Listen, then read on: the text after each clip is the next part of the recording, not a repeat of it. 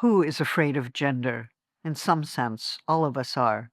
If we think of gender as a set of norms that communicate expectations about how we should emerge in the world, what bodily form we should take, and how we are to comport ourselves, then there is good reason to worry that one will fail at the task required.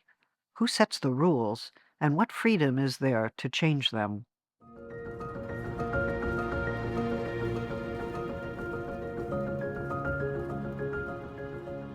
I am Judith Butler, Distinguished Professor in the Graduate School at the University of California, Berkeley, and the author of Who's Afraid of Gender, published by Alan Lane in the UK. Gender, conceived as a normative organization of social reality, is also communicated as a set of demands or expectations with the understanding that certain very painful consequences may follow if one fails to conform.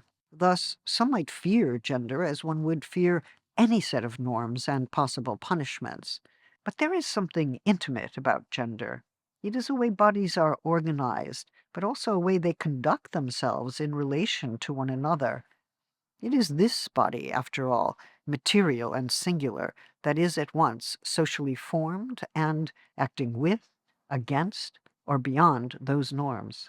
Yet others, doubtless mindful of this intimate terrain, wish for a set structure, one that does not change in time, an identity fixed either by natural or symbolic law or by the state itself. They fear the variability of gender, not only the different ways that men and women now act, but the apparent fact that the categories change meaning in time, that those assigned female at birth can become men, that those assigned male at birth can become women, that intersex people are demanding recognition for their embodied lives, and that some people live outside the binary categories of man and woman, either in new categories or in the interstices among them. Those who are unsettled by the variability of gender, its different configurations, are especially vulnerable to those politicians who insist that gender is an ideology and, together with other forms of wokeism, are responsible for the destruction of the family, civilization, man, or national cultures. The anti gender political discourse heightens the ordinary anxiety that people have about gender, associating and conflating that anxiety with a generalized fear about the future of the world itself, its climate, the increasing precarity of work, the intensification of wealth among the very few, the open ended character of brutal wars, the challenges to the homogeneity of national and local cultures posed by migration and displacement. There are many reasons to fear, but gender is not the cause of any of those conditions that have given rise to a generalized concern about the future of the world. In my book, Who's Afraid of Gender? I track the history of the anti gender ideology movement from its inception at Vatican conferences in the 1990s through its appropriation and reformulation in Latin America and Eastern Europe. I respond to many of the criticisms leveled against gender, including those that characterize gender as a made up construct that denies the materiality of the body, as an imperialist concept imposed upon local cultures of the global South, as a doctrine that has the force to destroy the family, man, civilization, and the natural order, as a form of indoctrination or seduction harmful for children, as a denial of biology or biological difference. In addition to refuting these charges with arguments and evidence, I propose that gender has become a phantasm that collects anxieties, fears, and desires that are already circulating in the general public about the future of their way of life, the fate of their children if they have them, and the general instability of economic and political life. I suggest that people do have reasons to fear the continuation of war, climate catastrophe, the increasingly destructive character of capitalism, systemic racism, and forcible displacement of many populations. Gender is not the reason for any of these instabilities, which is one reason why the defense of gender as a framework for social analysis, as a field of study, as an essential part of research at all universities, has to provide an analysis of how gender became construed as a demonic power and destructive force. The defense of gender is at once the defense of open inquiry and the ideal of the university. Like the demonization of migrants and trans people in contemporary politics, gender functions as a phantasm that absorbs contemporary anxieties as it deflects from their true source. For instance, it is said that gender is a doctrine, like totalitarianism, or that it represents the extremes of capitalism. Inconsistent allegations abound, culminating in the conviction that gender is an ideology by which is meant a false and dogmatic set of beliefs. Consider, however, that gender studies as a discipline is by definition interdisciplinary, drawing from several paradigms, and it is defined by a set of debates and problematics, not by statements of doctrine or settled truths. Instead, gender studies classrooms are often models of open debate. People disagree about methods, the status of theory, the need for regional ethnographies, and the relationship of the academy to social movements.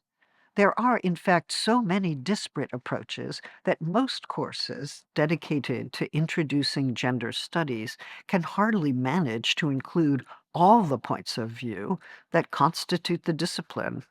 I belabor this point only because there are those who would reduce gender to a dangerous ideology and thus efface the complexity and richness of the framework and its many conceptual contributions to thinking about nature, society, power, and embodiment. To those who think that gender studies pedagogy is a form of indoctrination, the response must be firm.